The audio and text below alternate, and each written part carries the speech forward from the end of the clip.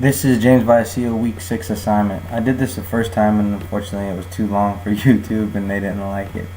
I'm touching on something near and dear to my heart. It's about deploying. It's about the pressures that it has on a family when you deploy as a member, either as a man or a woman. Deploying, it doesn't become such an issue for us because we're usually, in a sense, we kind of become a single person. We're only there to take care of our soul self, and that we just deploy and we know about the mission. We know that we're going to wake up in the morning, we're going to go to work, we're away from the family, it sucks. But what we don't see or we don't get to understand really, or maybe sometimes don't take the time to look at, is how much of an effect it actually has on our wives or our husbands and the children and the families and the extended families. Now, for instance, I looked at military.com, I looked at the Air Force portal, I looked at the Air Force Times, the Army Times. Every one of the articles has something added into it and some specific story, but what it doesn't really identify is everybody's dealing with PTSD. But what we don't realize is that our children might have it, that our wives might have it, because of our deployments. Because based on what we tell them, based on what they know, or based on what they see, creates a lot of pressure. I myself deployed so much that my children developed anxiety. It didn't matter where I was going or what I was doing, they always had to know where I was at. If I packed a bag bigger than a suitcase, or excuse me, bigger than a backpack, their eyes would tear up, they would look around, they would wonder where I'm going, they'd ask their mom about 50 billion questions and go, where's Poppy going, where's Daddy going, does he going over to the bad people, does he need to deploy? In 06 I got hit, got put on tetrazine and a lot of steroids, gained weight tremendously, kind of put me in a depression mode. I isolated myself and I pulled myself away from my family.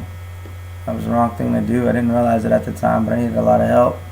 And nobody realizes how much help you actually need until it's too late.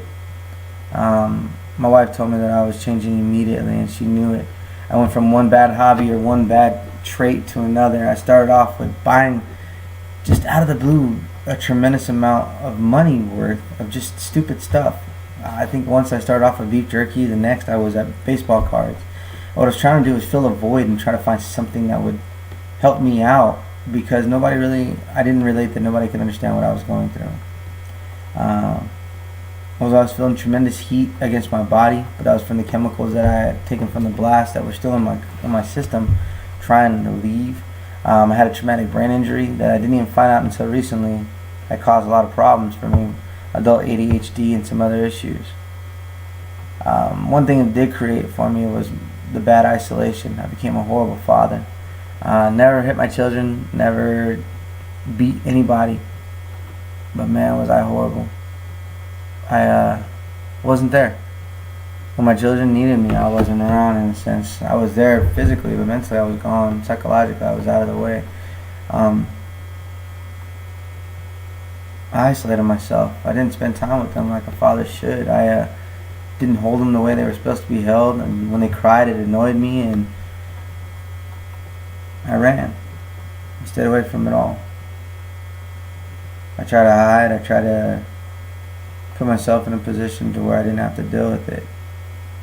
You get these mile-long stares and you think back, even now talking about it, and I look and I realize, like, it wasn't worth it. I love my country, I love my family, I love my job, but not in that order. The looks on their face, holding your infant child for the first time and he doesn't even realize who you are, doesn't want to come to you. The first time you leave and you come home and they have teeth, or they're walking. For any man or woman, it's a hard thing to deal with. Separation is the true challenge of a war, to whether or not that your psyche can deal with what you're dealing with, and not in the environment of where you can see and what you know, but what you don't know, what you can only trust and what you can only relate to. Next time you see a military member in uniform and they're walking with their family, don't shake their hand. Shake their family's hand. Shake the spouse's hand and those children's hand, because what they go through is leaps and bounds compared to what we deal with. This is my week 6 assignment, and I hope that you enjoyed it. Thank you.